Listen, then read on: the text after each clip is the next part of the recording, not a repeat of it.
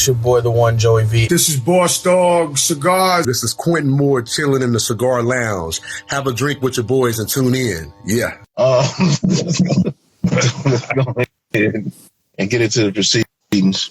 First of all, thank you for joining us. Thank you. I'm the one who gets the visibility here, so I'm excited. I'm going to be as sober as possible.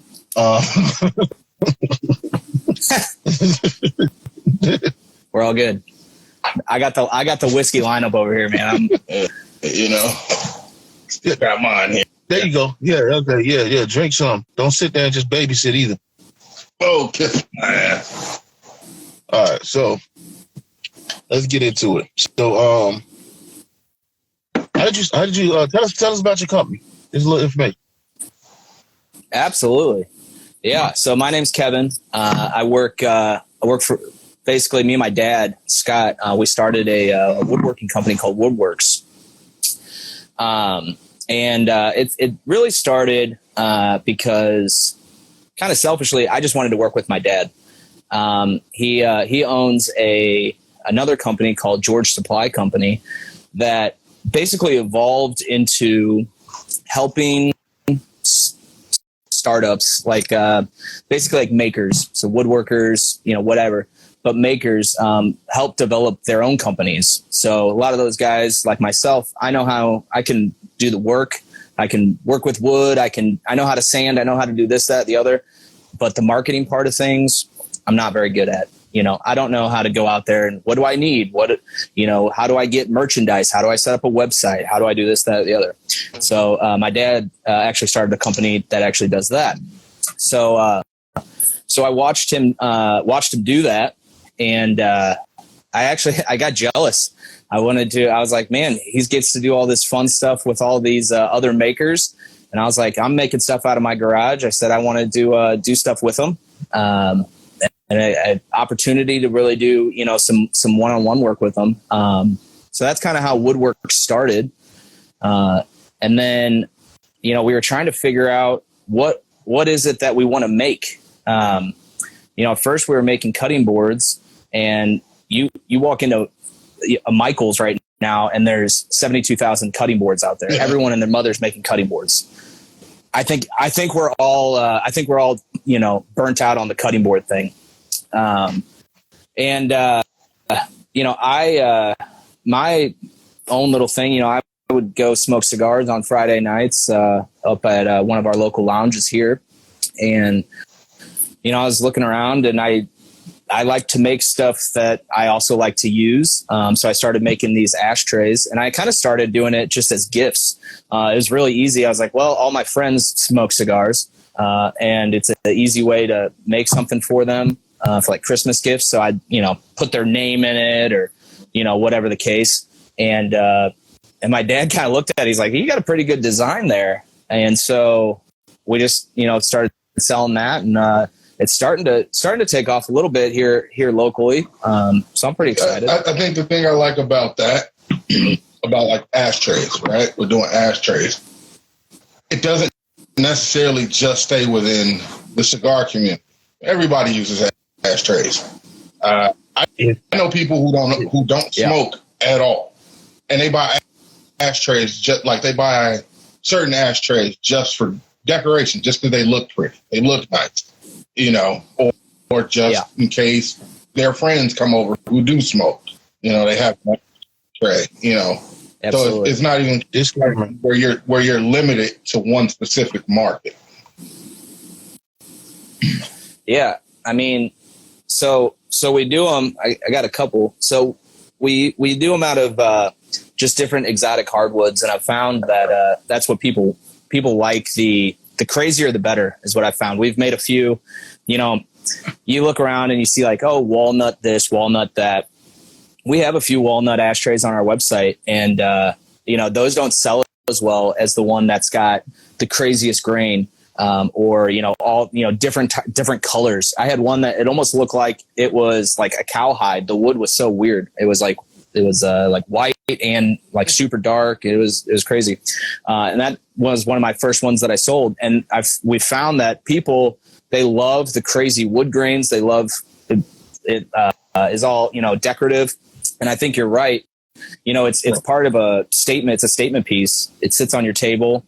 It's conversation. But yeah, you can use it for anything. I mean, you could throw keys in it in the middle. When you get home, you could keep whatever. It doesn't have to just be ashtrays for sure. If you put a cigarette butt in my cigar ashtray, you're no longer welcome to my house. You're no longer my friend. I'm taking you off the Christmas list. Do not talk to me anymore. There's nothing more annoying than when I'm smoking my cigars. I got all my beautiful dead cigars in their little graveyard, and a fucking punk ass cigarette wind up there. It upsets me. It triggers me. That is my trigger. I can feel that. I can feel the trigger. It messes up the aesthetics of what I achieved. I don't like it. You have to. Yeah, absolutely. Have multiple. Well, I make. That's good. I make the holders big enough so that maybe it deters the cigarettes. Maybe they won't. It's too big for those cigarettes. I don't care if you smoke cigarettes. Do not. You know what? So next subject. But y'all are terrible. Yeah. People are terrible. Don't put cigarettes in cigar ashtrays. Stop being terrible. All right. And the next question. It is weird when I'm at the lounge. I'm at the cigar lounge, and all of a sudden someone breaks out a cigarette. I'm like, oh, that's a little different. That too. I saw people like smoking cigarettes in the lounge. I'm like, why are we doing this? Isn't that so funny? Isn't it so funny? Everyone's smoking, and you still pick out that guy who's smoking a cigarette, and like you're just like, oh, what's that guy doing? Like you're still like, you're still like, oh my gosh, I can't believe he's smoking. Now, for me, I smoke both. Like I smoke cigarettes and I smoke cigars, but never together. And I don't. And you smoke. Hey, don't forget. You also smoke ham. I do. Hey, everything. I'm a smoker. No, but it's one of those things where, like, if I'm at a lounge and I want a cigarette and not the cigar, that's actually usually when I'm leaving. It's like at that point I'm like, all right, time for me to check out. I'm going home. I'll smoke a cigarette in the car on the way out. Or even if I'm going to stay at the lounge, I'll go outside and smoke a cigar. I'll go outside and smoke a cigarette and then come back in and have a cigar. I agree with you, Messi. It is. Yeah. Should it be? You know what? It feels weird. Should it be weird? No, let me answer this question to everybody. Everybody comes in. Should it be weird though? It's weird. I find it weird, but should it be weird? For me, I don't know. And I have that unique perspective. It feels weird for me to smoke a cigarette in the lounge, only because it feels really out of place. Like everybody else is smoking cigars, and you got this little ass fucking cigarette. Well, it's, it works. I think it works the opposite as well. You're in a bar, that allows you to smoke cigarettes at the bar. But like, if I whipped out, a giant stogie in the middle of the bar, people are like, what the hell is that guy doing? No, see, it works opposite. When I whip it out, when I put my cigar, a lot of people. Whoa, I don't, right? Whatever you do on your personal time, Y'all privileged to hear this. No, whenever I pulled out whenever I sat at the bar and I pulled out my cigar, I had a lot of people like, oh my goodness, where did you get that from? Oh, what type of cigar? And it was a lot of cigar smokers who didn't smoke their cigars because they was kind of nervous. And then I started smoking out. Shit, well, in that case, let me go to the car real quick. That's what we doing. Yeah. All of a sudden now you're Mr. That is true. It's like that when I go to the casino. A lot of people don't realize that if you can smoke a cigarette in the casino, you can actually smoke cigars in there as well. Like, I would say, ask maybe one of the attendants if you see them passing, if there's, if you can smoke them in there or whatever. Me, I just fucking start smoking them. That's lovable, eh? That feels very Rat Pack to me, smoking a cigar inside of a casino. Yeah. I feel like you need a tuxedo and like Frank Sinatra playing in the background. Oh, shit, let's make it happen. That's a great fucking idea. Yeah. Oh, hey, bro. Look, bro, we doing CI. Hey, get your tuxedo. See, I'll let you smoke in that casino by. Damn. I was like, get your tuxedo. We gonna film one at the tuxedo, baby. hey, there you go. Hey, maybe that's what yeah, a lot of people, they will do that. They'll give you a little face like, and you know what I'm gonna do? Fuck you, Angie. So my question is, how did you get into woodworking? Like, I know you said, that you started the business because you wanted to work with your dad, but how did you even get into woodworking to begin with? Yeah, absolutely. Yeah. So, I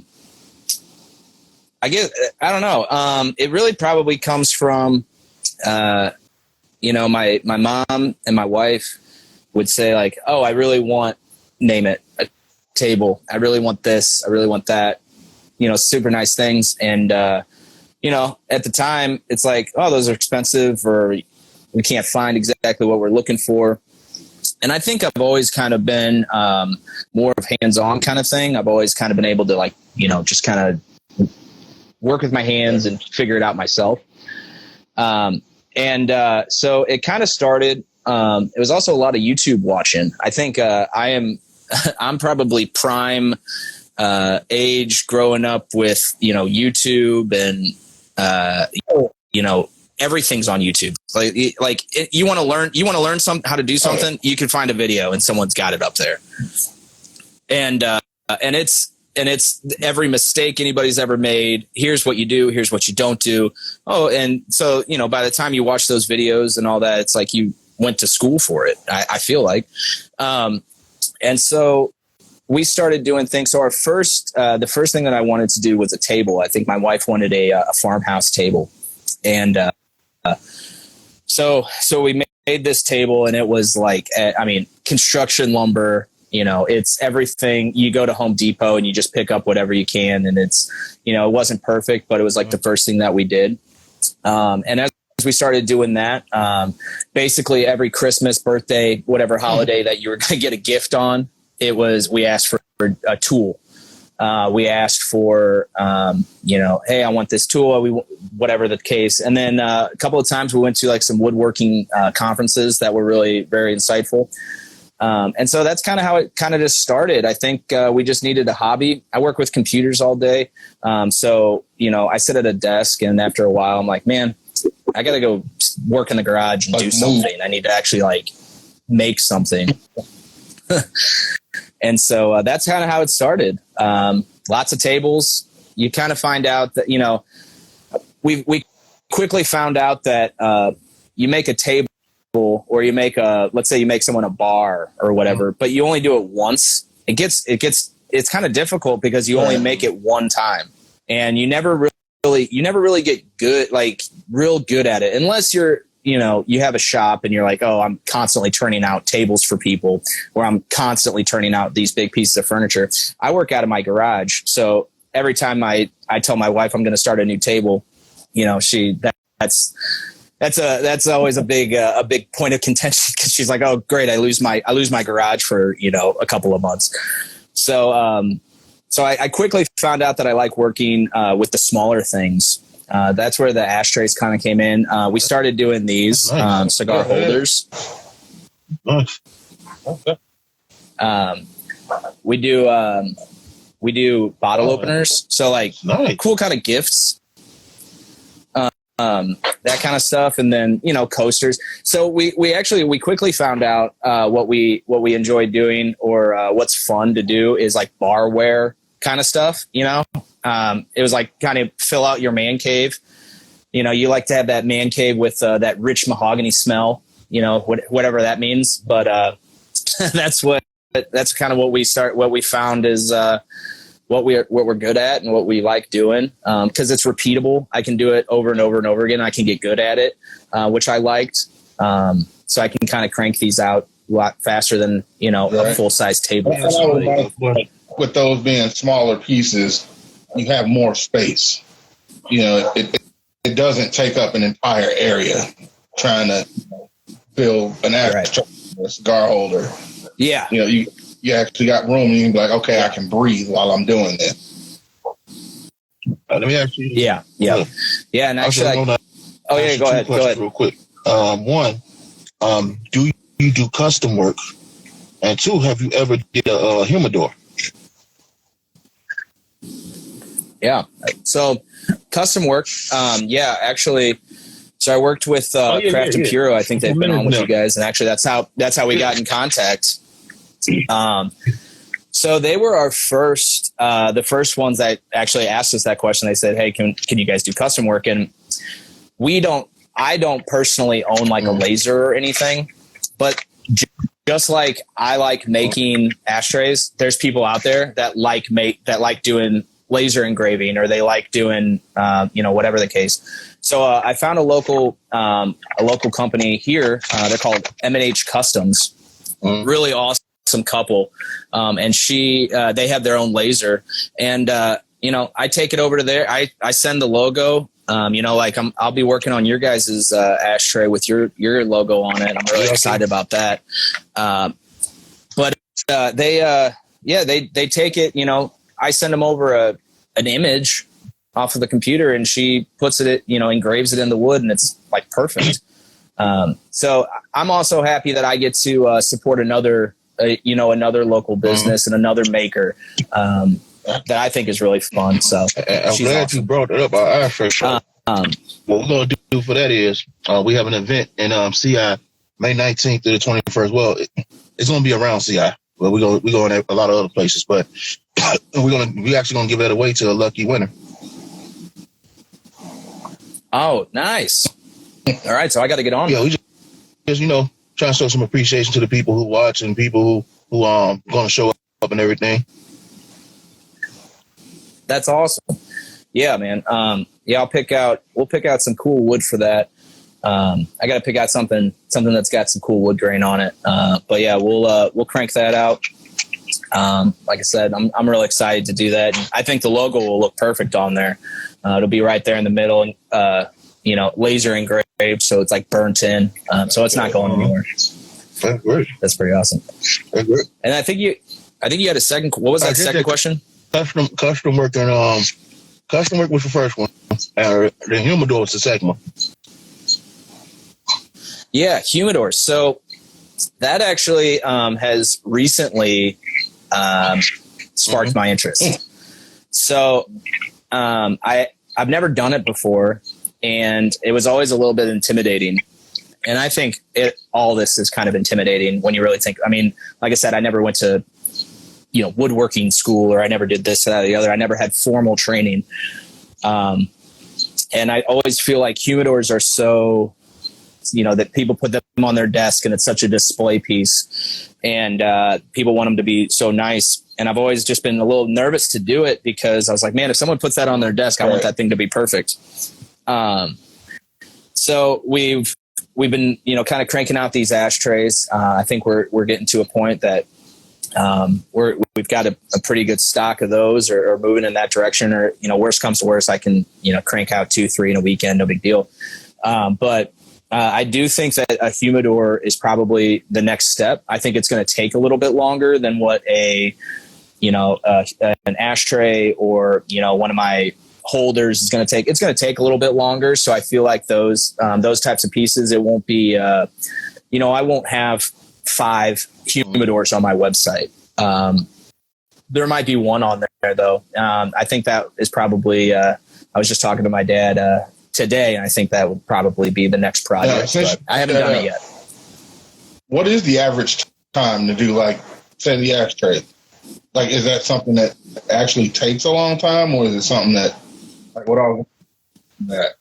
So, yeah. So time is funny. So I have a 4-year-old, and so I get whatever time she gives me is really, you know what I mean? Like, this is not my full-time job.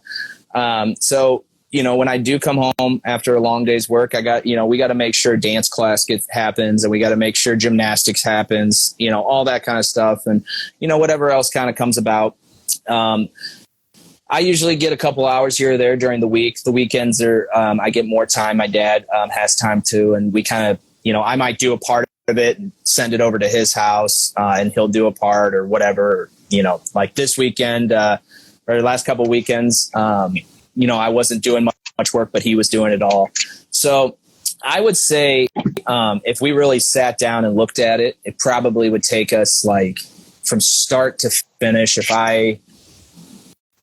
Probably a week. It'd probably be a week to like really have a week to like start, and then it's still not bad. No, it's not, and it can go faster and it can go slower. It really just depends. We've actually gotten to a point though that like in a week we can do 2 or 3.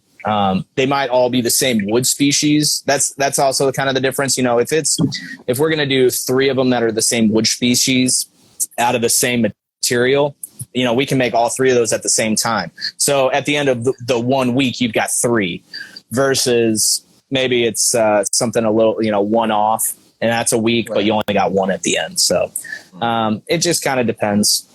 No, that's it. So I remember when I was on there with Craft Hero, and he's talking about you, and then he shows the ashtray, and I was like, yo, that's dope. I like that ashtray. It's turned out really good. I was really excited at the end of that. Like I said, I hadn't done any custom work before with that. And when it did come out, I was like, shit. And we had our logo on the back there, and I was like, this looks awesome. I said the same thing. I was like, damn, that's awesome. I was gonna say, is there little pieces that you've ever worked on and like you get done with it and you look at it and you're like, nah, this is way too good to sell. I'm keeping it. Sorry. I actually, I think the opposite. I'll like start to make something for myself, and it'll be like real nice or real cool looking, and I'll be like, no, that's not for me. I don't want that. I want to sell that one. I'm like, that needs to be out there. I haven't made too much that's been like too cool. They're all really neat. I actually really love giving them as gifts. Like gave one to my uncle for Christmas this year as a gift. And to really actually, I know it's super cliche, but to like see how excited people get, especially like cigar guys. I have found that the cigar guys who enjoy cigars and guys who drink whiskey are the exact same people that also enjoy stuff that's made out of wood. They all goes hand in hand. And so to see how excited they get actually is more exciting to me than an ashtray sitting on my now, table. B1, you being a wood expert, right? You really gonna say that? Does that excite you? No pause. Okay. That was a pausable moment, but I listed that for a reason. Yeah. Thank you. Perfect moment, but I had to put it over the plate and see what happens. Yeah, I appreciate it. Thank you so much.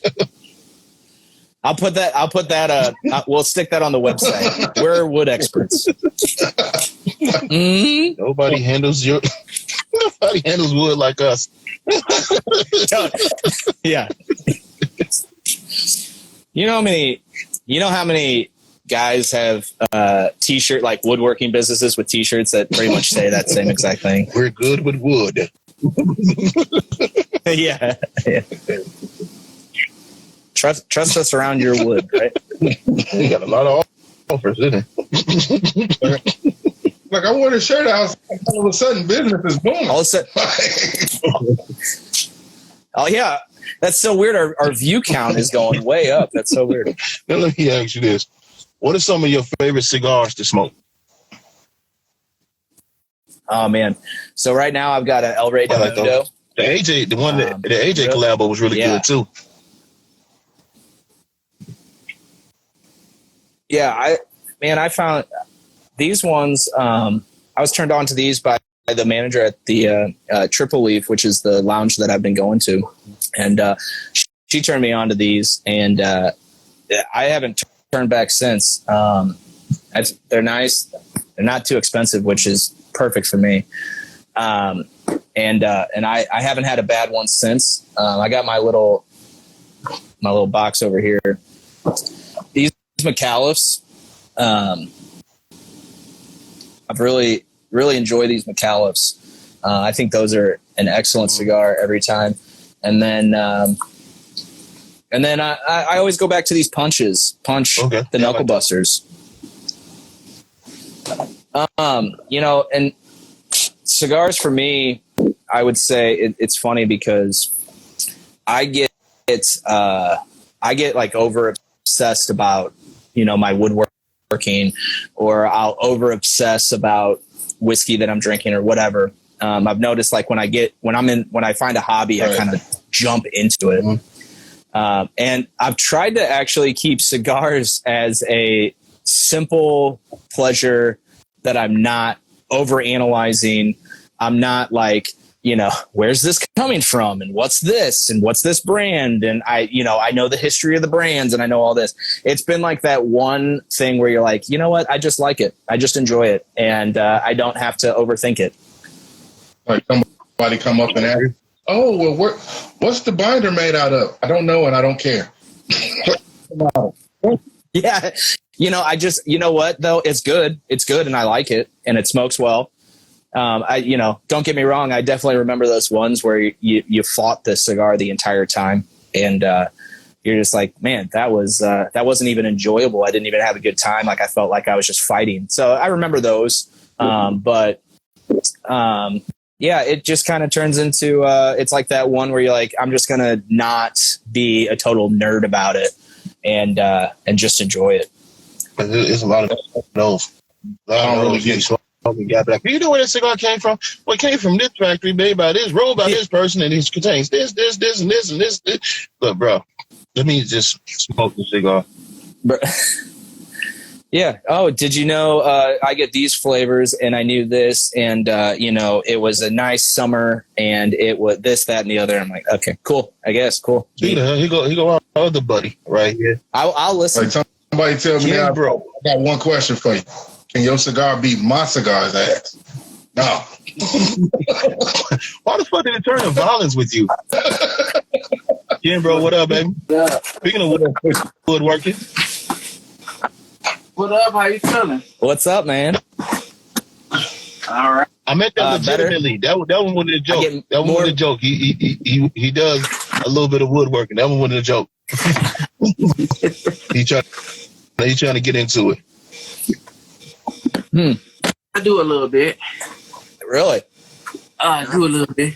I built this. Well, this behind me out of an old dresser. I love doing reclaiming, I guess, or revitalizing. And I recently got to do I guess maybe a year ago or so, a table. And this gal I know, she had her grandmother's table. So when she was a kid, she sat at this table in her grandma's house, probably 100-year-old table. And I mean, it was beat to shit at this point. And I was so excited because she asked me to redo it, and I got to redo it. And now it sits in her kitchen. And I thought that was so cool. But I love redoing those, just reusing stuff.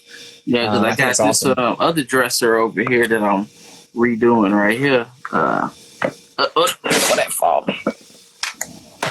Where I basically using that to mount TVs, turn it into like a media cabinet.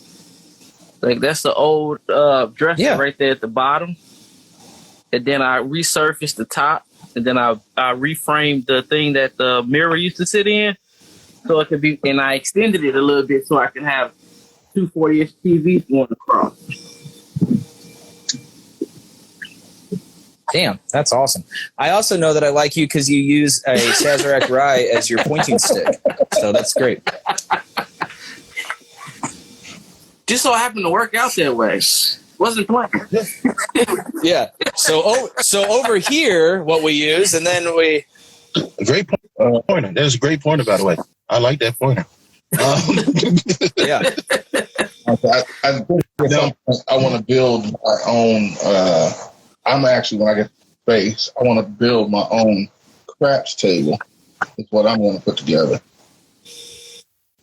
think I'm going to do like a little 12 foot table. I want you to build me a fuck to give. So the next question. I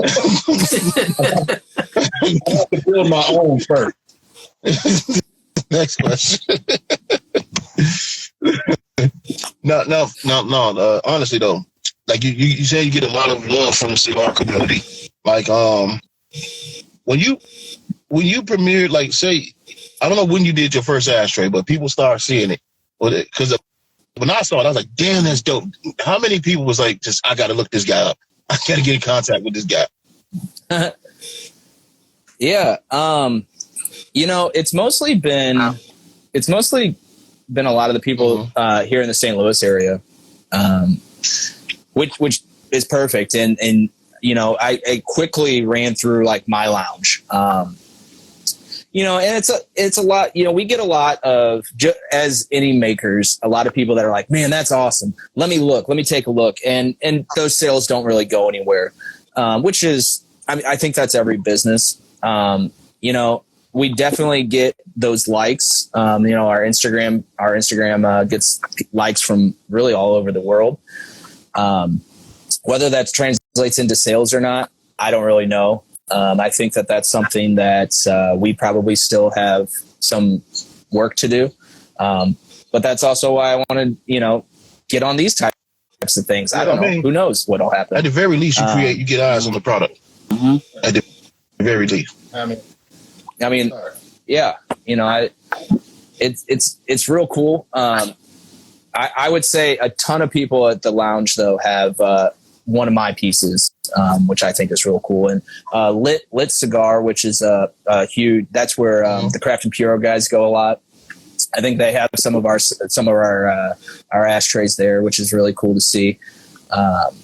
So yeah, I mean, it's definitely right now a St. Louis kind of thing, which is perfect for me because I can also hand deliver a lot of these things, which is also awesome. So it's a one-stop shop. I deliver it. You need me to pick up a gallon of milk on my way. Yeah, we'll do that. We'll work it out. I could probably just go pick up our ashtray. Look at that. Because if he's in St. Louis, that's only 4 hours away. Yeah. I'm right there. I say because I'm actually in Lawrence. Oh, yeah. You're a Lawrence, Kansas guy? I gotta hang up. Don't upset you more. We're all Chicago. Hey, go Tigers. Sorry, go Mizzou Tigers.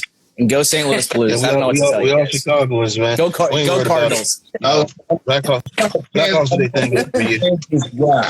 Like I'm from Chicago. I'm just actually in Kansas. Like I'm still not really a Royals fan. I'm not a Chiefs fan.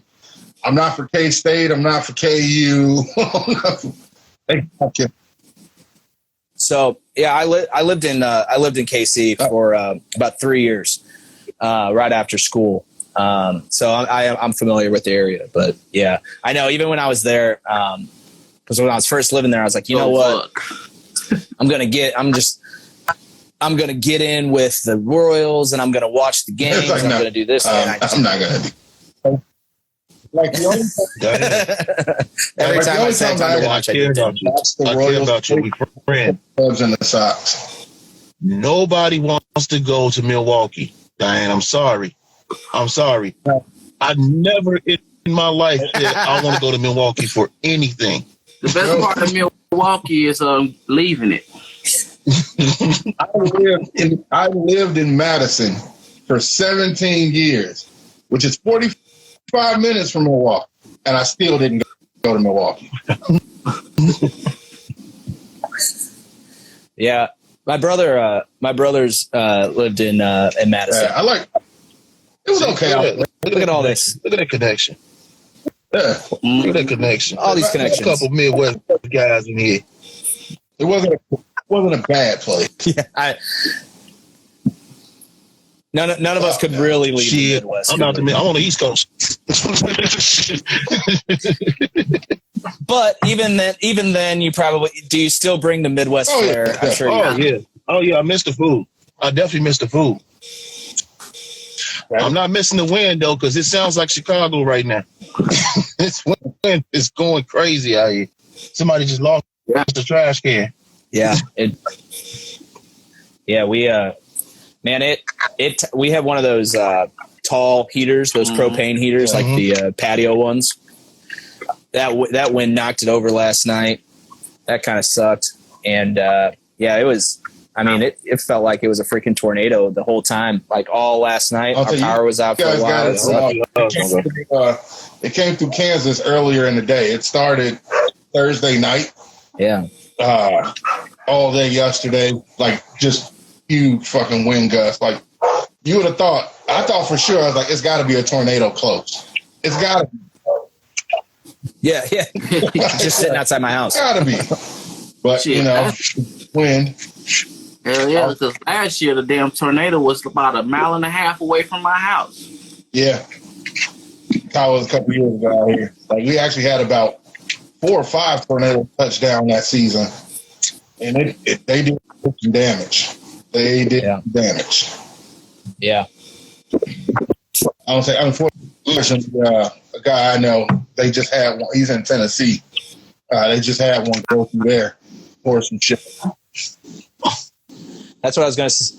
I think was that Nashville or somewhere in Tennessee. I saw that was didn't look very fun. I think the last report I checked, it said at that point in time it was like 21 counted so far. At that point, 21 dead. At that point, Rich Brooks, what up? And that was like shortly. That was like shortly after crazy. That crazy other thing, and now it's heading over here. It's crazy because it's still warm. It's just windy as fuck. Yeah. Yeah, because this shit got up to 90 miles it's up warm here. As hell. It's windy. The wind got up to 90 miles up here.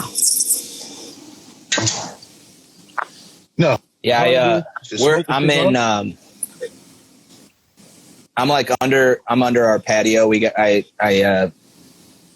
dried in under the patio, but I put tarps up for that wind so that the wind wouldn't cut through here as quick. It looks like it's an episode of Dexter where I'm sitting at. It does. And oh yeah, look at that. Y'all better not say nothing disrespectful to that man. You gonna end up on this table. Y'all better mind y'all business in these comments. We got a bunch of instruments that cut through bones. I know. Yeah. You want to know how quick a miter saw goes through? It's fast. It is funny. I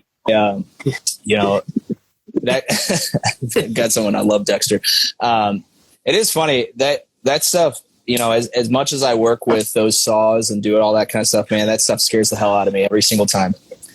There's a lot of times where I have to sit there and I'll take a step back and remind myself what I'm doing and say like, hey, like that saw blade's moving way too quick for you to not be, recognizing what's going on. So yeah. First time I used my table saw, I want a wood kickback. I was like, that's scary. Yeah. I remember the first time I used one. It was another company I was working at. We worked on trailers, and we had to break some apart. And I got the diamond blade on. It's cutting, because it's an aluminum trailer. I'm cutting through, and that blade hit a screw. Fucker jumped up. I had to put it down and breathe for a second. Yeah. I saw my life flash before my eyes when that damn saw jumped up. For sure. I've been working before and like, whatever the case happens and just been like, I'm done for the night. I'm done. Like that, whatever that just happened, that was a sign for me to be done and I'll just walk away. I'll come back tomorrow. Yeah, tell you one thing though, scary. Hand saws, that's a man's tool right there. I tried that shit one time. My arm was tired. My rope can't cut for like I ripped it or something. Like I'm like, how do these men? That's a man's tool right there. Because you didn't use enough lotion at night. Had you practiced more, your forearms wouldn't have got tired. Is what I'm saying. I was watching. I mean, I personally wouldn't use them, but I was watching I was watching Toughest Nails, and one of the challenges they had the single buck saws on there, and they were cutting through the wood. I'm looking like, you got to be crazy. You got me. No, you got life all the way fucked up. There's guys that I follow, woodworking guys that I follow, that all they use is hand tools, and to watch what like the work that they're able to do with hand tools is amazing. No way. I'm a power tool. I'm a power tool baby right there, man. True skill. I don't care what anybody say. That takes true skill to work with all hand tools. Yeah, the only time I pull out the hand tools is when I'm like making little small cuts where I gotta make like those what do they call them things? I forgot what they call them. When you cut into the wood, but you just cut a piece out of it, a slot, or yeah. When I do it, I use like hand tools for that, and I still be up here sweating bullets. And you talking about they talk about you could build a whole house with a handsaw, man. If you can do that, you the man for real. Man, look, every car I worked on, I use hand tools. You can have my wife. I'm using hand tools everyone. It is amazing when you're you do like one piece. Like if I did an ashtray with all hand tools, let's say, that might take me a while, and then you sit there and you're like, dudes made houses like this. There was no such thing as a circular saw. They didn't know what the hell that was. They straight up cut every board by hand. That was those were men. And they did it quick because they died at 30. Yeah, right. Well, they built a whole homestead in like a year and a half. Yeah, you wonder. Yeah, it's like you go back and you wonder, like, man, at one time, you kind of roll up on some land and you're like, this is my land. This is mine now. And you'd be like, I'm going to build a house here. And you wonder, like, why didn't people build giant mansions? It's because they fucking build it by hand. They're like, screw this. One bedroom is fine. Started off with that idea. Like, I'm going to build a mansion. All 20 of y'all sleeping in this one room. Got that first floor done and was like, nah, we done. That's where the loft came from. Oh, you don't like it? You don't like it? Build your own room. Yep. Oh, okay. You're not going to? Perfect. That's where the loft came from. Like, yo, you know what? We just going to sleep. Yeah. We're going to sleep in that corner, eat right here in the center. The kids are going to be right there. Yeah. The living room going to be right here with the fireplace. It's going to be one big happy family. Yeah. Yeah, we're all going to like it. No sleeping bag. Yeah. No sleeping bags. Use your hands. Yeah, the smell. Shut up. Still look good. That's how they got the outhouse. You're not going to the bathroom? Fuck that bathroom. Go outside. Dude, no. I don't know. Look, I don't know about an outhouse, man. When the wind get to blowing, I was going ahead and just find a tree or something, man. I ain't trying to get tilted over in that motherfucker. Yeah. That's when, it's the middle of the night, you're in an outhouse. That's when you think of all those shortcuts that you took, and you're like, I hope that big bad wolf gonna come up here and blow my outhouse down. Yeah. Maybe I should have actually used more nails than what I used. Bear just bounce off of it, knock the whole house over.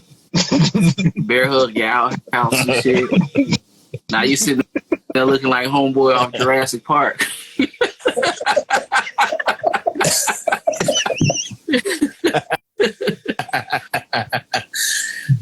Man, they had to kill that guy that way. The dignity was already gone, so you might as well go ahead. But like, imagine that guy sitting in the casting room, and he's like, I have to die. Like, how? My dignity ain't gone. I'm dropping. I'm still gonna finish. That's gonna happen. You need to kill me. I don't got started. They gonna stop it. The chocolate factory already operating. Plus, I'm scared. So now I'm gonna really be on here for a while.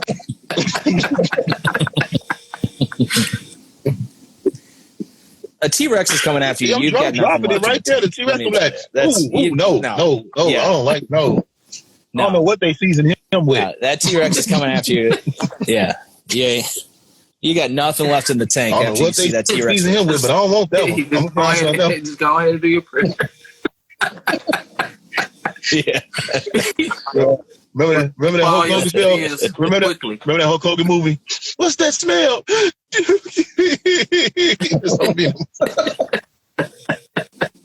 I'm done. Game over. Yeah. Look, What are y'all I'm drinking? Elijah Craig rye. Of course, you already know what I'm drinking. Elijah Craig, always good. Well, yeah. I actually got my Evan Williams 1783 is what I'm drinking on it. That 1783.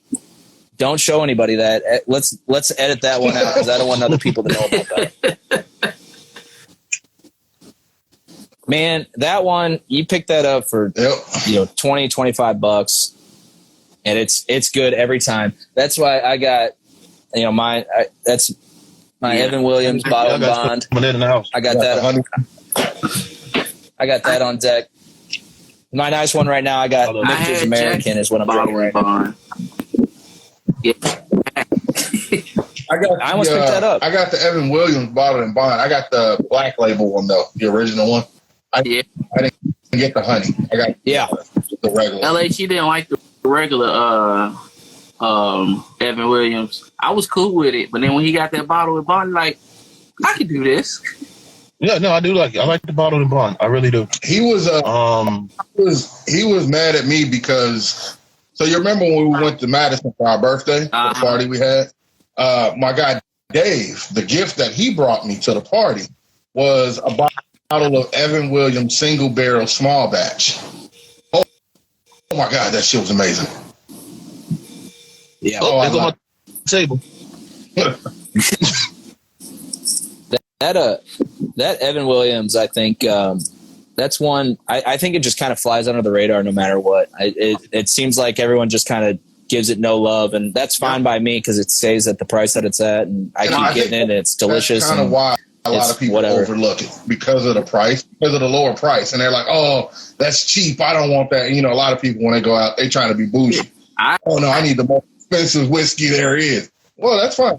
Yeah, I overlooked it because I never knew about it until my department manager at my old job, he brought some, and we drank like, damn, that shit good as hell. What is this? Like, and I was like, I never heard of this before. I go to the store, $13. Oh hell yeah!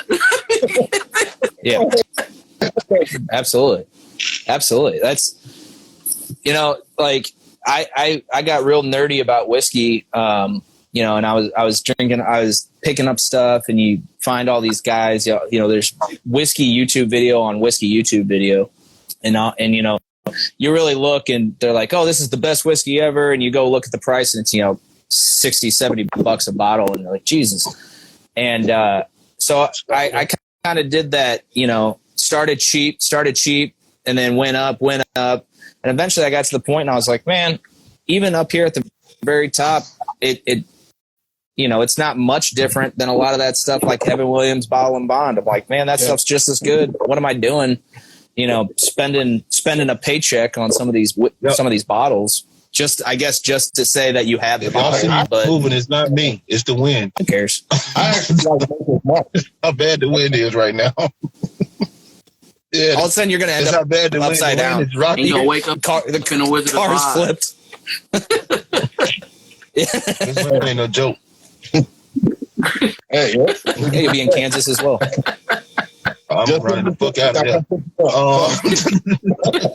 But when it comes to whiskey, I look at whiskey how I look at cigars, right? And I tell people that's making into cigars, price is not indicative of the product. I've had great $8 cigars. I had horrible $25, $30 cigars. I had great $14, $15 bottles. I had horrible $80, $90, $100 bottles. Yeah. It doesn't. All the price determines is people found out about it. Like for instance, Buffalo Trace is $30 except for here. It's $80 here. I'm not spending $80 on Buffalo Trace. That's crazy. Team, what up? Yeah. I just can't do it. Yeah. My first Buffalo Trace, I got it $23. And now when I see it over 30. I'm like, this is crazy. Like, this is not a 30. It's good. Don't get me wrong. I like it and I buy it when I find it, but not for, a crazy amount.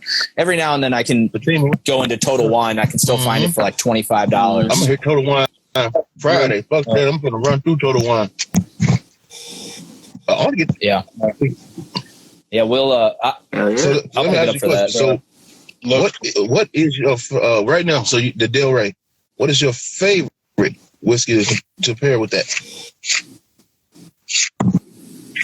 My favorite whiskey. Man,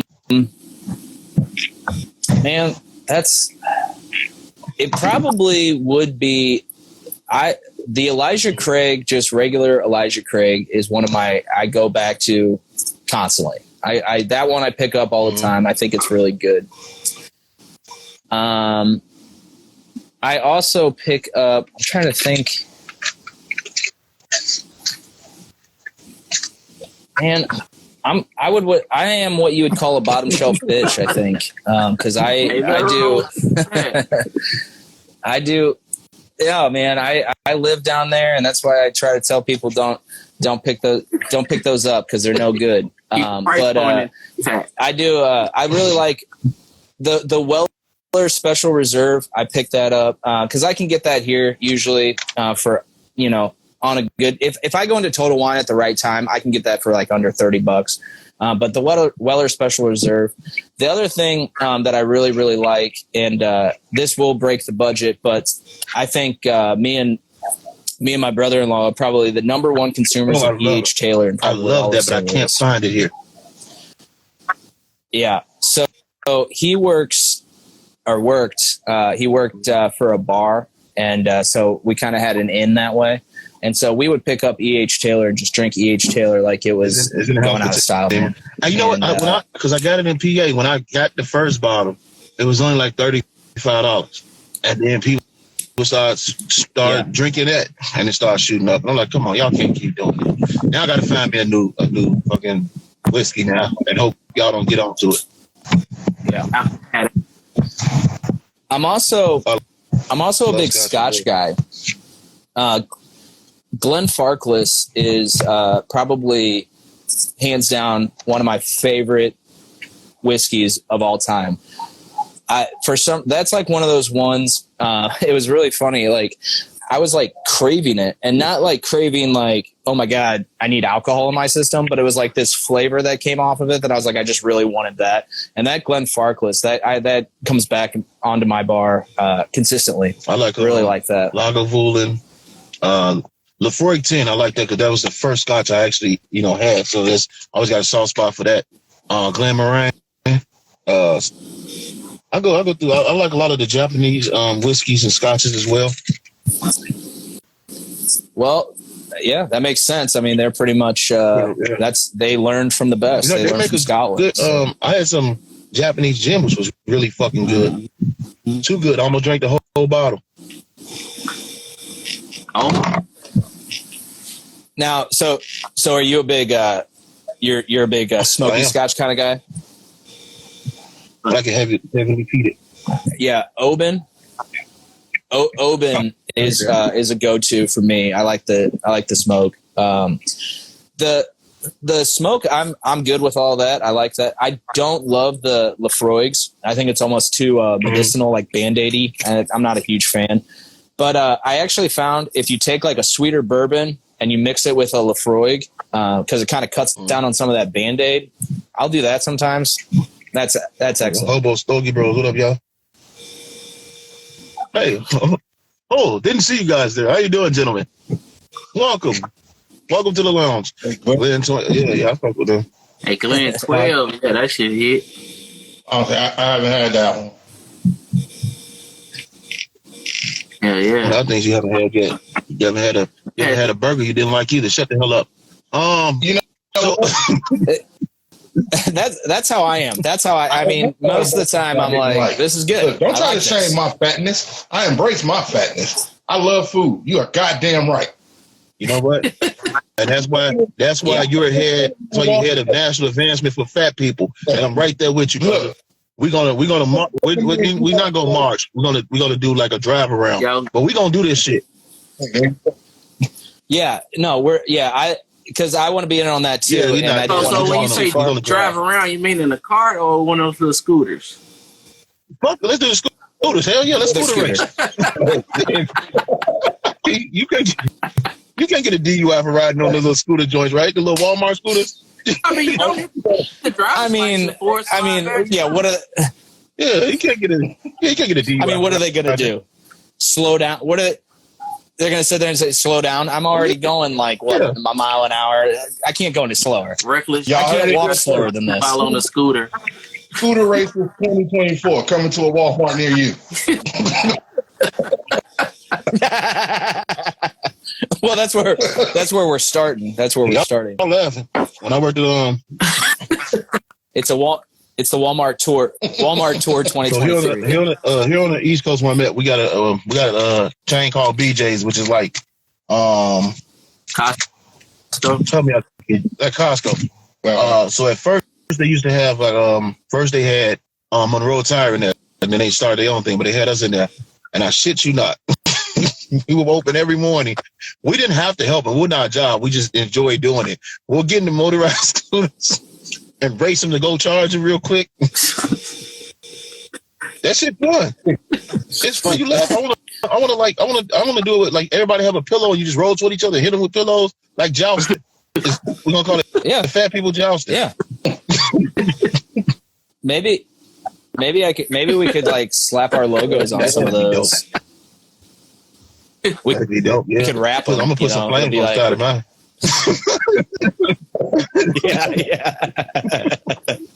Yeah. It'll make you look like you're shooting. Have a custom vanity license plate on the back and say BFU. You can't give me ideas like that. No, I will go find somebody who makes those carts and have me one built. I will buy one. Yeah. I want to. Yeah, my goal in life is to end up in one of those communities where like that's just how you get around. Got the little basket on the front of it with all your shooter. My goal in life is to be able to shit and end arguments. I'm in every argument like that. Somebody, if my daughter brings somebody home I don't like, you know what? He's stupid and I don't like him. And she's like, "What, Dad? I can't." I'm just going, "Now get out of my house. I spoiled myself." Now get out of my house. I spoiled myself. I gotta go. I gotta get my nurse to clean me up. To cleanse? I got your cola cleanse right here. Even once. I mix. Yeah, that's when you accidentally mix up the meds. I was supposed to take my heart medicine, but I took a laxative. That'd be like this old man, my guy Don at work. I love Don. Don's an old guy. He's got all sorts of stories from Vegas. Because I guess he used to work out in Vegas. So he's got like old time stories from then. But like you'll be sitting in a room when we start work, and it's like really quiet. Nobody's really talking. And Don out of nowhere would just bust out. "So I had my colonoscopy today." "What, Don?"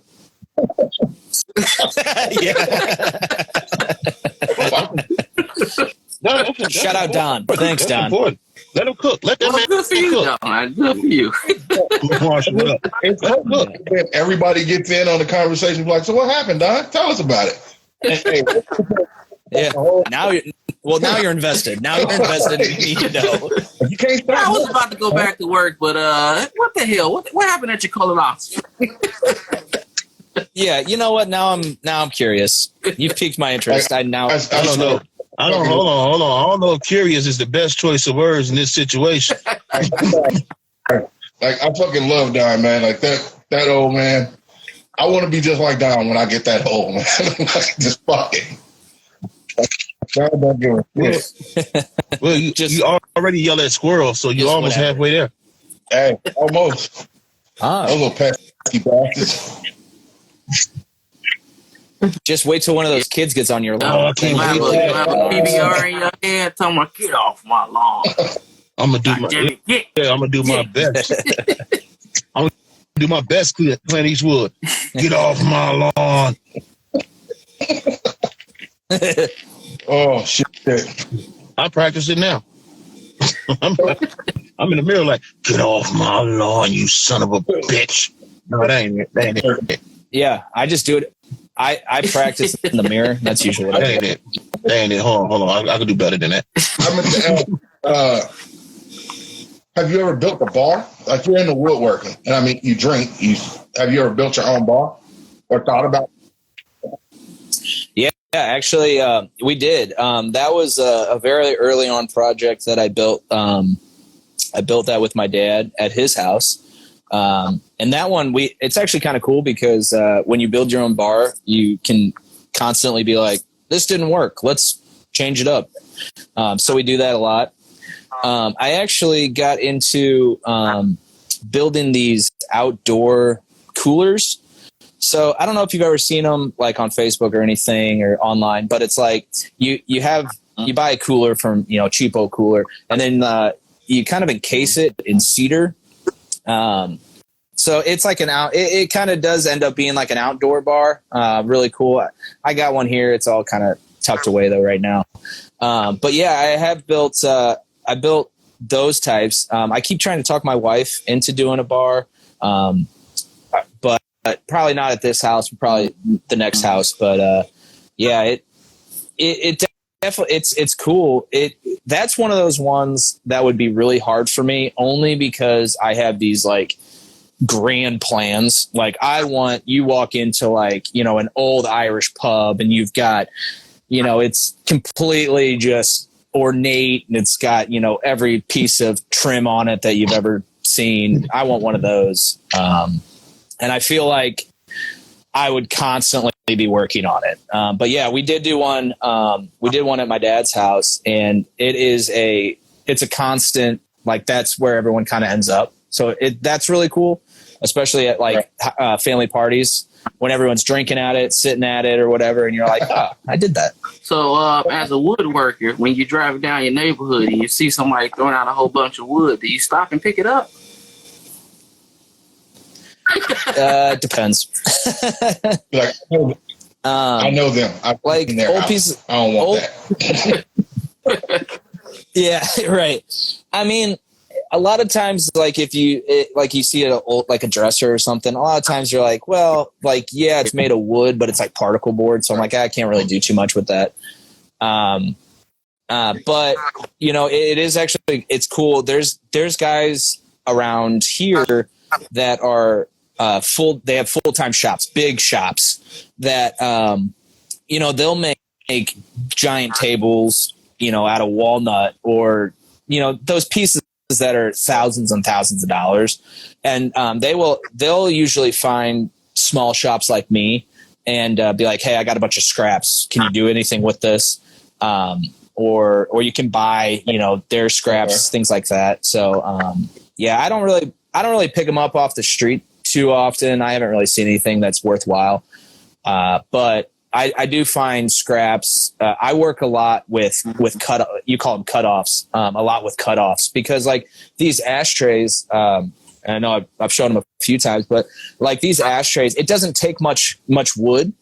And so you can actually get pretty exotic lumber that normally would cost, if you get a 6-foot board, a 6-foot 1x4 board, which is not a lot, but it'll be $75, and but I can get the cutoffs for that for like $20.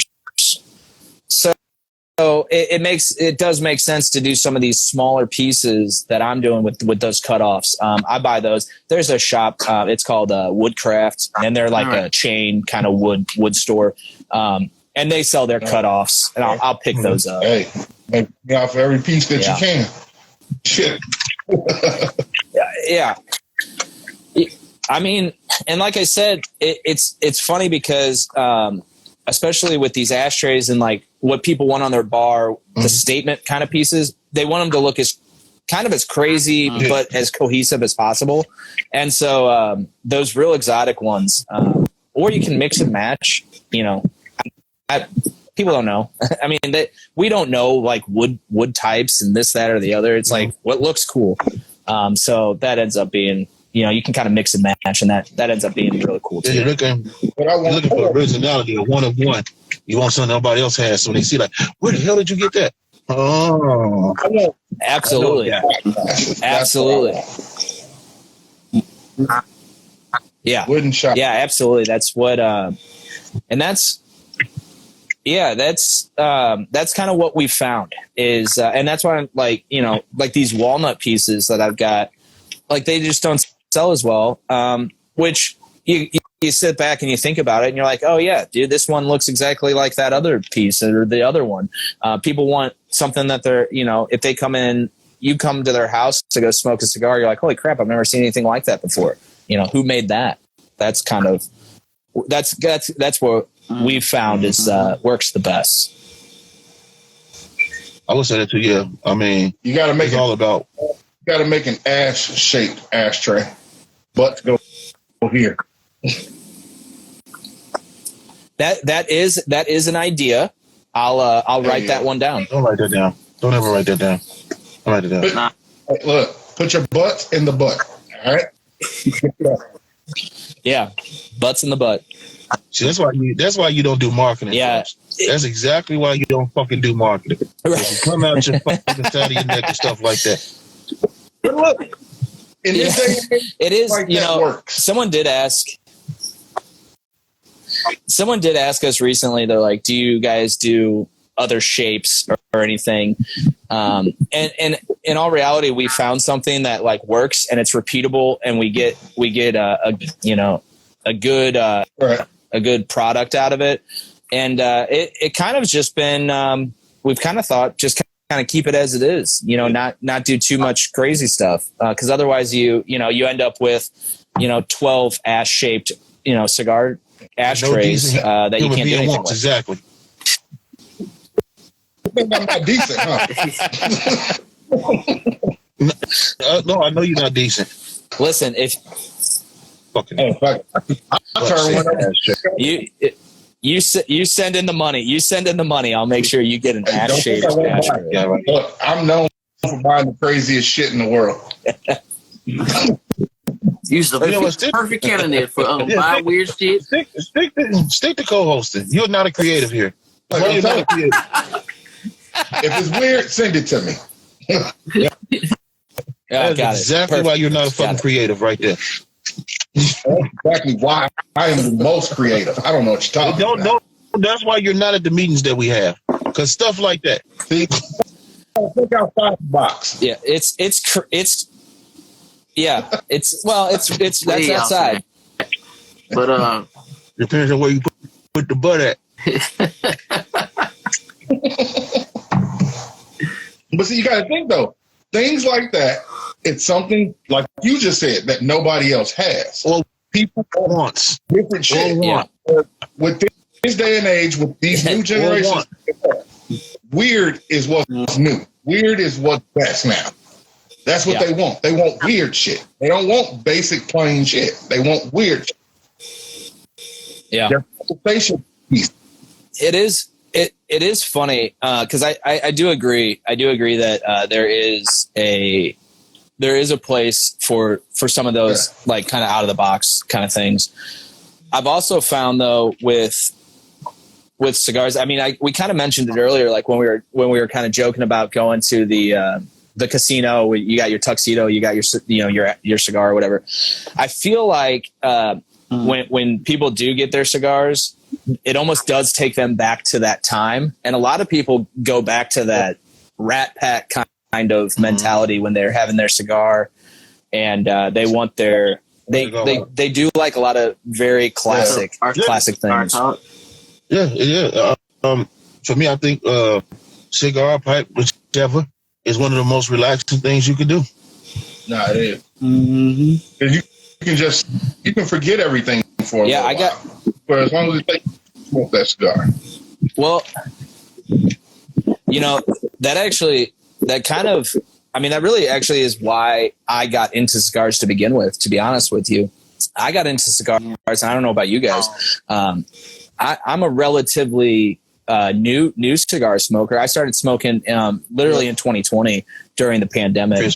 And I remember we had gotten our patio redone, because you couldn't go anywhere. You could only go to your house. So you're like, well, you might as well have a good, good setup. And I told my wife, I guess my daughter at that time was 2. And I couldn't walk around our neighborhood one more time. I was like, listen, I am so bored about walking in the same circle over and over and over again. And I told my wife, I said, I need to go sit outside and have a cigar. And she goes, you don't smoke cigars. I said, I know, but I think something's telling me that I need to go do that. And that's how I got into cigars. I mean, it was really, I was like, I need a minute. I need to just sit and just hang out by myself. And it's like a time thing. Like, at the time I was like, I know when I'm done because the cigar's done. Right. And then, I'd go back inside and be dad again. Yeah, it was like, hey, I just need an hour and a half or whatever. And that was my timer. I, enjoyed myself. I had some music going on or whatever the case. I've definitely improved my setup. I've got a TV going now. I've got, I've got a propane heater so I can be out there whenever I want. But that's how I got into it, was just needing some peace time and some just relaxation. Smoke. You don't smoke. This is for your safety. I'm giving you guys, but nothing. It was funny. She literally was like, she's like, but you don't smoke. I said, yeah, I know. And she goes, okay. Like, she just completely understood. You know what I mean? Like, it was just like, yeah, absolutely. In her mind, she was probably thinking, okay, he's going outside to smoke. So now this is her time by herself. Nothing more relaxed in the world. Say okay, that means there's something in it for them too. They're not giving it up. They're not giving it up that easy. You gonna talk a cigar? It's gonna take about an hour and a half. I mean, I got an hour and a half of peace time to myself. Okay. Yeah, an hour and a half of you not annoying me. Perfect. And then having you a nice cigar, a nice bourbon, and porn. I'm saying, you haven't tried. I don't know about the bourbon part. Oh, yeah. The bourbon part. That's what threw you off. That was the one, like, I don't know about that one.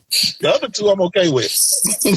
I only got 2 hands. That one caught me. That caught the bourbon and then I got to make decisions here. That's an executive decision. Life decisions. Got to get together.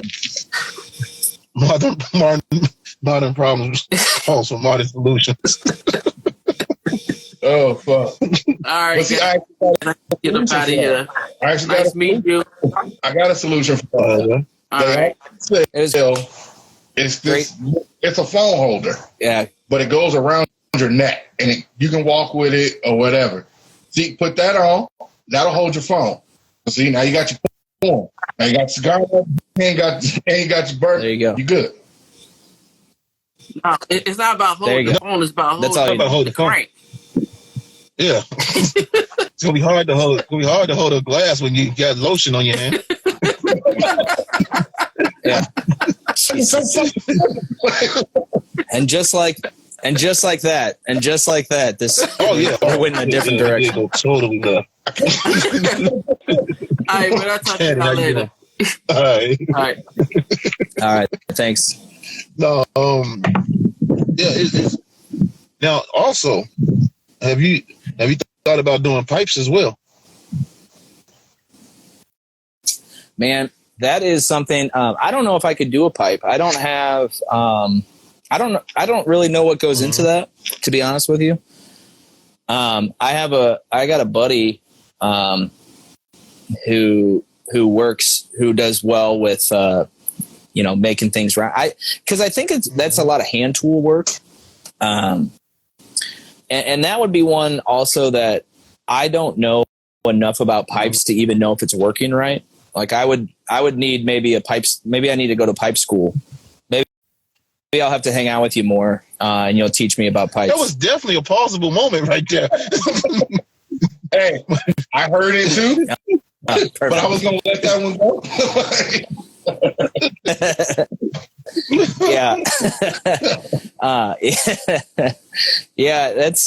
those are tough though. I feel like you have to be right on. Yeah, a lot of precision, a lot of exact measurements, I would think.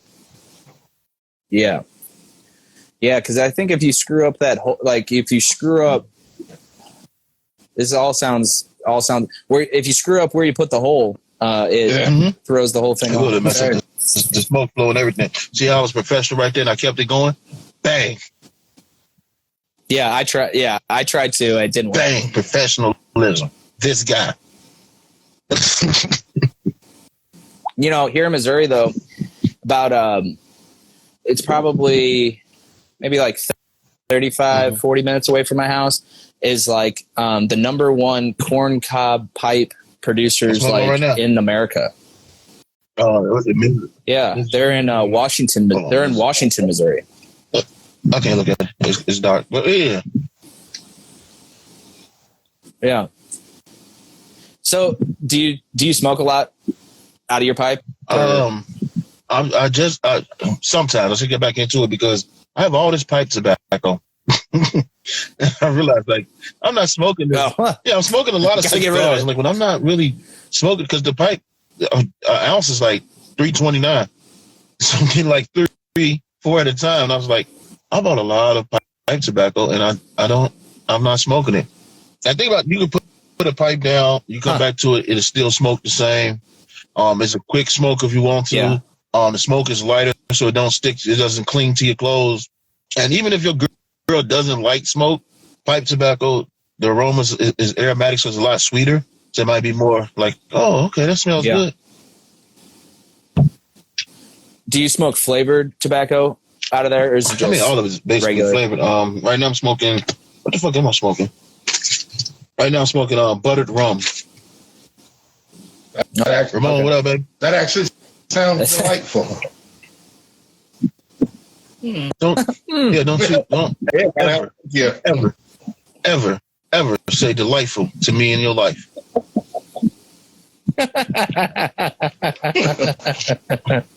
Jesus.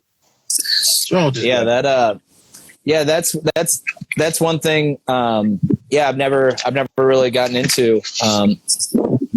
It's all around. I guess it's definitely possible. I was working at the lounge, but I really just started. I was working at the lounge, and the general manager was like, "Hey, you ever smoked the pipe before?" And I was like, "Nah." He's like, "Oh, okay. Well, today you're gonna learn." Show me how to pack it. Yeah, I'll do everything, and I just took it from there. So, well, I feel like if you're working at the lounge, you should probably know. Yeah, that just so that because it is a lot of pipe smokers as well. I know a lot of cigar guys who smoke pipe. My man Ramon smokes pipe. I know a lot of cigar guys who do pipes. So it's very interchangeable, and it's a quick smoke. So if you're sitting around, you're like, "Yeah, I want me a quick 10, 20 minute smoke." You're good. Yeah, my quick little ones. I found like Olivia or other brands. They have those real small cigars, and they're like the size of a Swisher, but they're like cigarillos is the name of the shop. Yeah, and I like having a pack of those. Like I'll get a pack of those, like the Macanudos. And those are perfect for, you're going to wherever, going to a ball game or something. And that's perfect to kind of have in your pocket just to kind of walk around with. That's, I didn't really, it probably took until it was probably this Christmas. Someone threw me a pack and I was like, oh, what am I going to do with this? And I was like, oh, I really like these. They actually taste good and they go real quick. I'm sitting there working. I need when I was in my old job, I needed a quick smoke. I light one of them up, and then just be done with it. Yeah, it's perfect for when it's cold as shit outside, especially here in St. Louis. Yeah, I like those. I remember I was sitting. I was like, everybody get a smoke break. I don't get a smoke break. Like you get a smoke break. Yeah, but if I smoke a damn cigar, you're gonna look at me funny. He's like, yeah, because it's gonna be about 30 to 40 minutes. I said, because my logic is this. It's going to be 30 to 40 minutes one time. these guys are taking like 6 or 7 6 or 7 cigarette breaks at about 5, maybe 5 to 10 minutes a pop. So their time is a lot more than my time. I'm just doing it once. Go. Yeah, adds up, man. Yeah, that's definitely. So I started smoking those. So I do enjoy those. There's a lot of cigars. Like I smoke in my car, so but I got a good little spray to cover it up. But my girl be like, "Oh my goodness, it smells like cigars in here." And I'm like, "Oh my goodness, it smells like you don't want to drive in here." Because it's cold. I can't smoke inside when it's cold and the wind's blowing like this. I really can't. The weather's nice, but I can't smoke outside. It's gonna keep going out. My bottle gonna fly down the street. Glass gonna break. So I sit in the car. Plus, I don't have to bring a lot of shit out. Yeah, that's kind of why I set up my my Dexter situation here. But yeah, I put these the tarps up, and I kind of surround myself with those, and then I get my propane heater going because I got this guy. Okay. And that thing will light me up. I mean, that thing will keep it warm, especially with the tarps. I can get it to be like 30 degrees warmer than what it is really outside. So I'm usually pretty comfortable with that. See, let me show you something. This is my area. Hold on, let me make sure I hit the right button. That's my area. That's all I got. Mm-hmm. So yeah. I said the next place I gotta have a garage with a big backyard. Yeah. We tried the garage last year. And because my wife was like, "Why don't you guys smoke in the garage? It'll be fine." I said, "Oh, okay." I didn't really think about too much about it. The problem is I have a tuck under garage, and you get 3 guys all smoking in a tuck under garage. Guess where the smoke goes? Straight into the living room. And so it took a while for us to air that out because I was like, after a while you're like, oh, it just smells like stale smoke in your, and so yeah, that the garage thing failed miserably. I need a detached one. My goal. I want to get like a nice shed, turn it into like a bar, like an outdoor bar. So those are Home Depot. I was thinking about that too. They got ones that look like fucking in houses, basically. Dude, they're mini houses. They're like the ones at Home Depot are mini houses. You could easily put some insulation in there. You'd be perfect. It'd be great. Yeah. Then you've got the neighborhood hangout right there. So then I guess you got to be like, well, now everyone's coming over. Man, in the comments, Ramon, he got him a shed. He got a nice shed, actually. The party shed. That'd be awesome. Yeah, you just have to be prepared to be the party spot, I guess. I got to start charging admissions. You got to pay for it, man. You're not going to yeah, right. all day. There's a cover. Something. There's a cover. Yeah, for sure. Yeah, you got to stock that bar. Yeah, if I sit here, keep drinking mine. Come on, go get your bottle, bring it back, bring some cigars, something. Bring something to the party. Absolutely. B1, what you smoking on?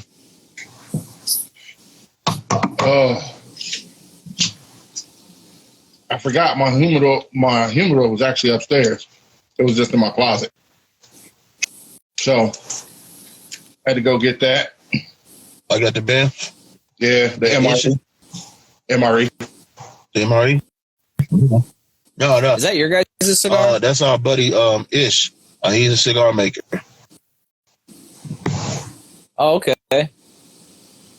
Man, that's awesome. Man, I was really so XFL came in. I don't know if you guys follow any of that, but it really blew up here in St. Louis, and we went down and we were tailgating, having a good time, and I was really bummed because there's a guy who hangs out in the St. Louis at the in the tailgating spot, and he rolls cigars at the tailgates.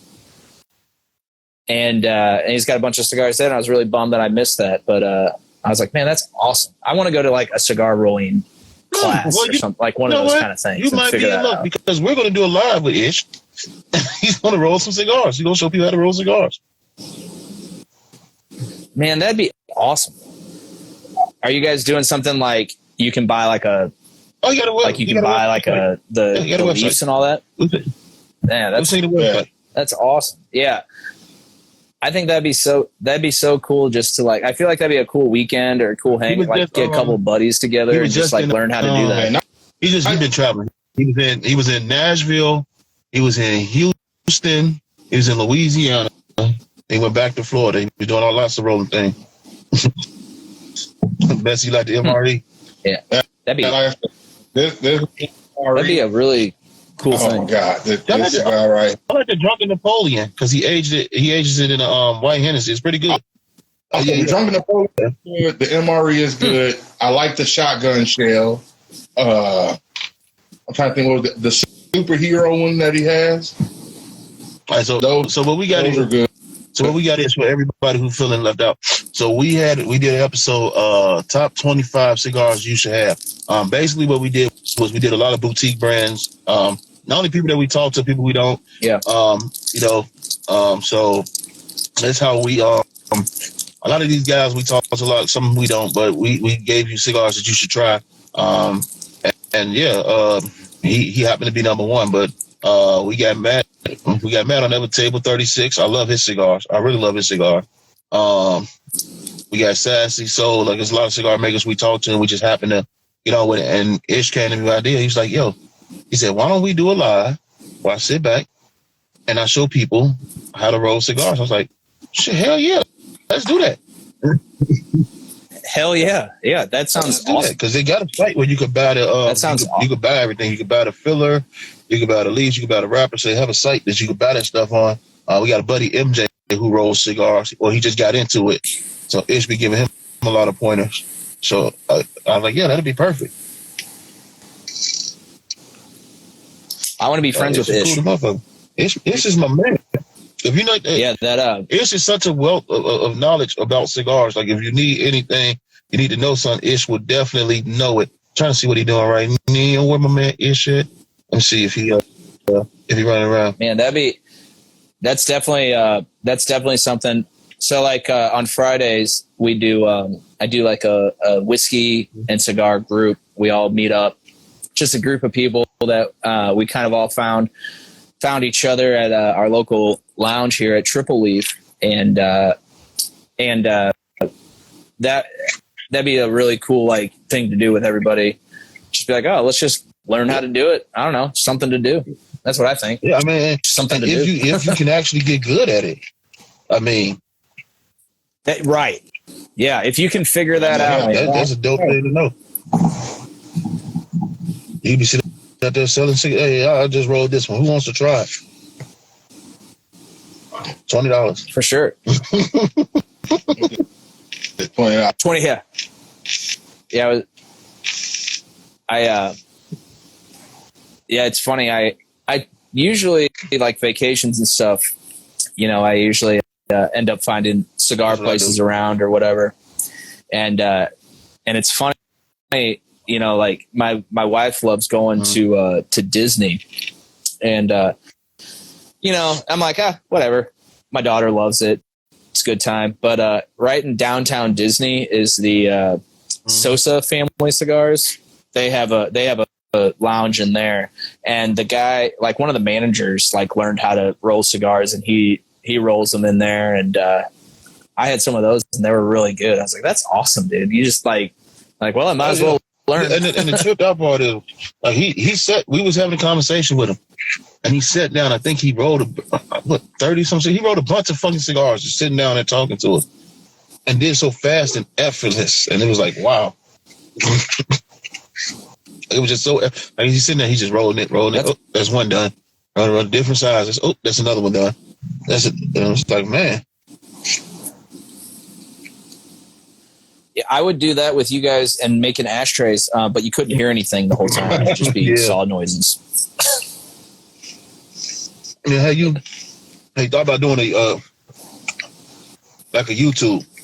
Like, so you could do the first half of it, then talk to it like this is what I did. Or what you could do is when you do the video, you can actually mute the sound and do a talk over.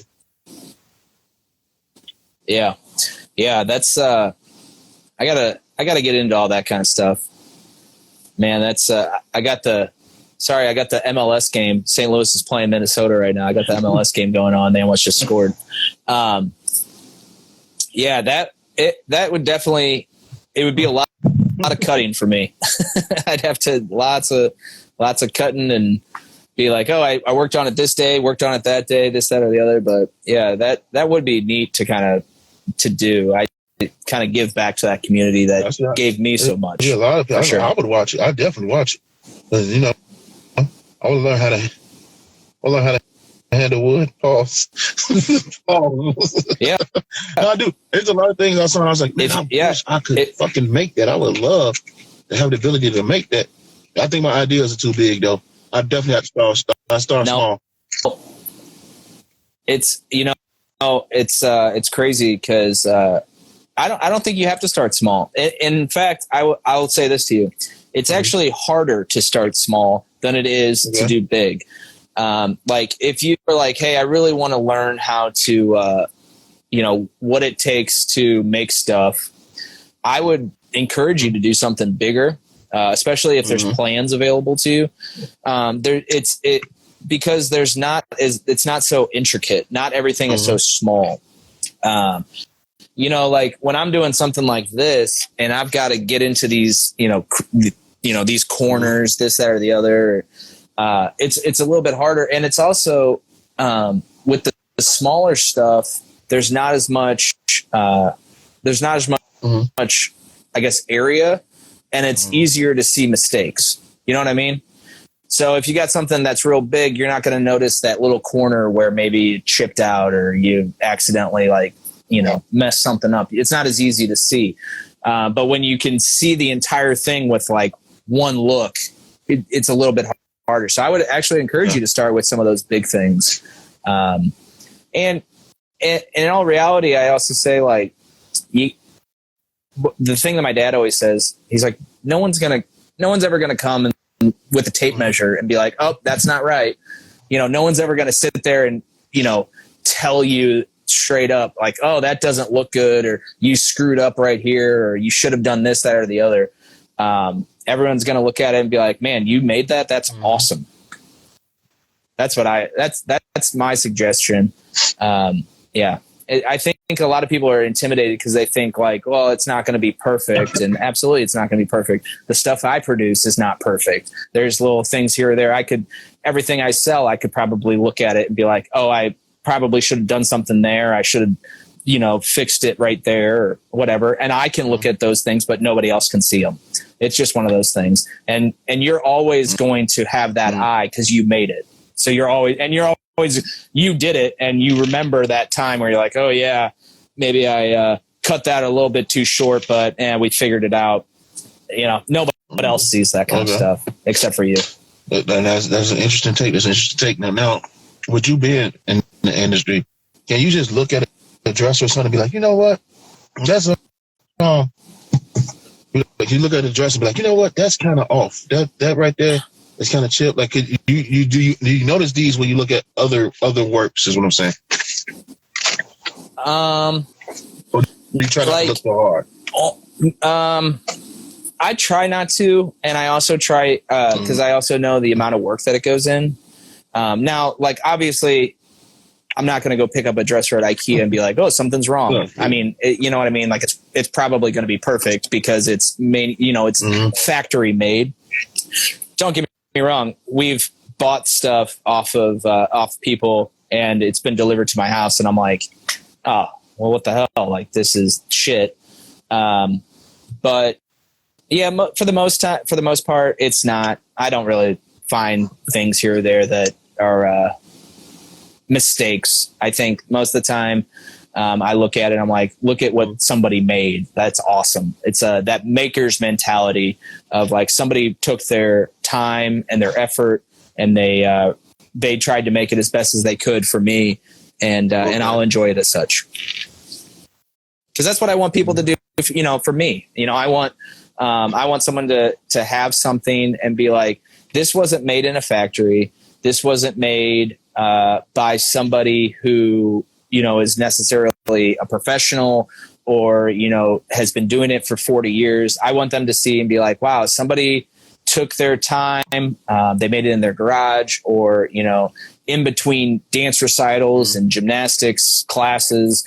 And they made it the best that they could. And they put their effort into it and their heart into it. And they tried to make the presentation as good as possible. And I want you to enjoy it that way. Just kind of respect the fact that somebody took their time to make this.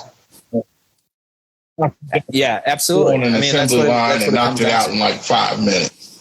Somebody actually took their time. They worked on it. So no, it's not supposed to be perfect. And I actually think when people do stuff by hand, it's the imperfections that make it better. That's what makes. Yeah. We try to find, sometimes we do try to find those pieces of wood that are, not perfect, solid pieces. Maybe they have like a knot in them, or maybe they have, those crazy imperfections. And that's actually what people like a lot, is those imperfections. Cause that's that one of a kind thing that we were talking about earlier. No one else has that piece that has that knot in that spot, or whatever the case. We try to highlight those for sure. We try to highlight those. That's a very noble attitude to have. Because I'm a mechanic by trade. I did body work, and sometimes I just can't help it. Sometimes I'll be trying to ignore it. I'm like, that's off. Sure. Oh yeah, that happens. That for sure happens. I mean, yeah, you look at it and you're like, okay, like you can see it. For sure that happens. And that just comes with when you do it a lot and you can see, that I think that's going to come no matter what.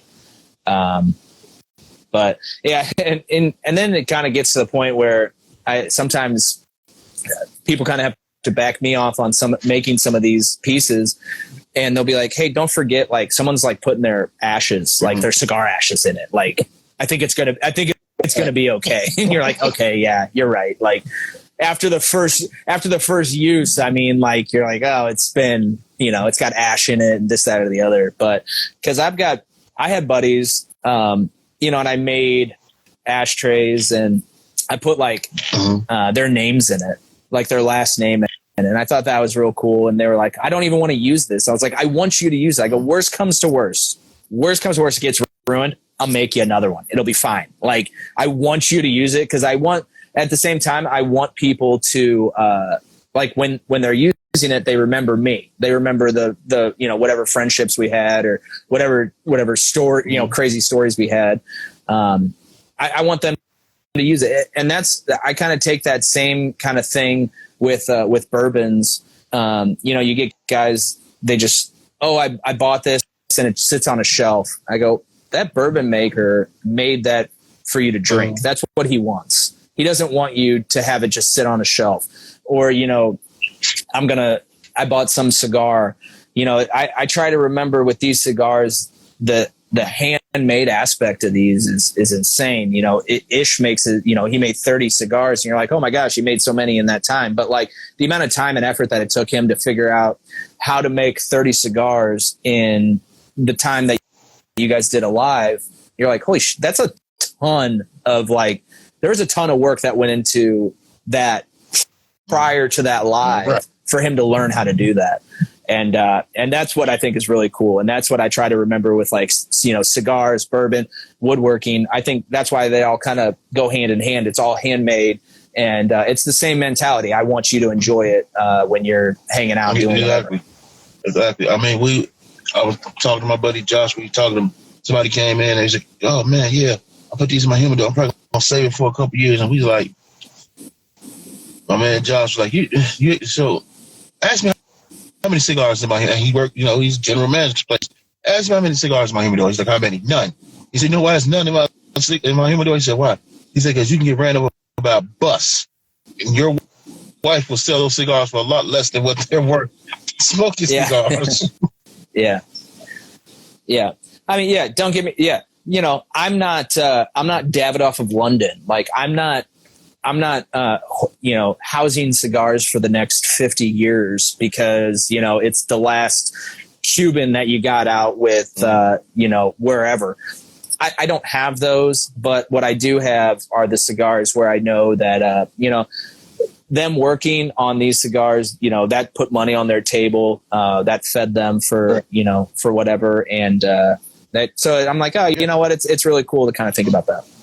It takes a lot of, like you said, it takes a lot of effort, takes a lot of time.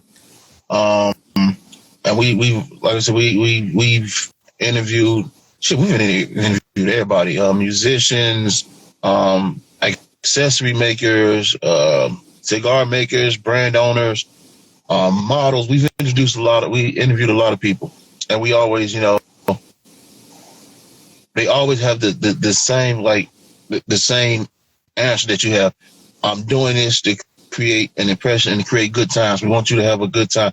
I'm making a cigar so you can smoke it and enjoy it with your friends. I'm making a cigar pen. You know, you might have stubby fingers. Want you to be able to smoke more of your cigar. I'm making this bourbon, you know, to create memories. Like we that's what everybody says. Yeah. So let me ask you this question right now. You can go back and talk to the younger you you're about to get into it. You're about to get started. What advice would you give yourself? Yeah, I would say if I could go back, I think I would have probably focused on it more when I was younger. Maybe done like schooling a little bit different. Maybe gotten into the field earlier, and not been and also not been nervous about starting. Like I was always. And I still kind of have this, like, is this really good enough to, you know, put out there? Is it really good enough that somebody would pick this up and enjoy it?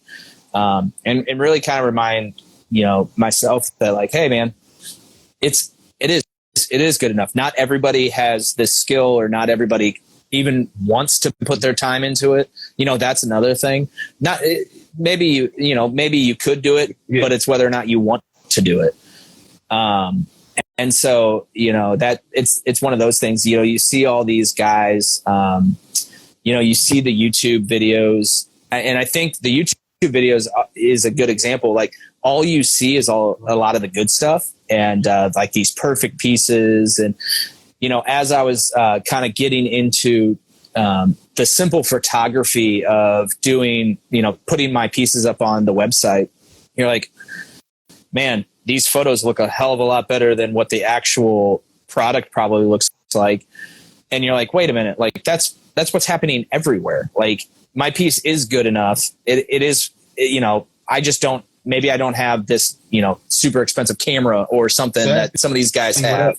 And I'm also not, you know, cutting all this video to make it look absolutely perfect. I think that, you know, you only see the perfections and things. And so I would remind myself that like, hey, like what you're doing is good. And what you're doing brings happiness to people, like brings enjoyment to the guys that have, you know, already bought. And so I would remind myself that. That's good advice. I think. I mean, I was even nervous to join this. You know, am I capable, or am I, you know, is my little company even like worth your guys' time? Like that, you know, it's that kind of stuff. Like, am I doing, you know, I don't know. We always have a good time. Ain't that right, Kim? Sassy Soul Cigar. She has a cigar line as well. She up in there. But yeah, awesome. Those are some great cigars. I think great cigars. I've never had that. Like I wing a lot of shit. But like, you know what? It'll probably work. it might work. Let's see what happens. I think because honestly, you're your harshest critic. There's nobody gonna be harder on what you do than you. Yeah. So I try to alleviate, take some of that out of it. Like, it'll probably work. Let's see what happens. Yeah. Know? Absolutely. I mean, yeah. You know, it's kind of like one of those. It's like, what What's the worst thing that could happen? I guess. Let's see what happens. Yeah. I'm gonna put that on it. I'm gonna put that on a shirt. Woodworks. Fuck it. I want that shirt. I want that shirt. That actually works. That works. Yeah, Woodworks. Fuck it.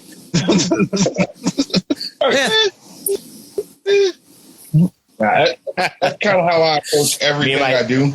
Like when I was younger, I used to be scared to do everything, or not scared, but nervous to do everything.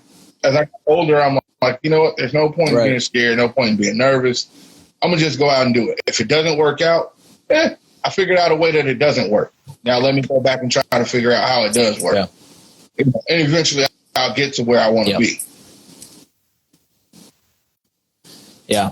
And I think what ended up happening like with this company was what really pushed me is I said, you know, if all else fails, if I don't sell a single piece, or if everyone looks at it and they're like, you know, that's not for me.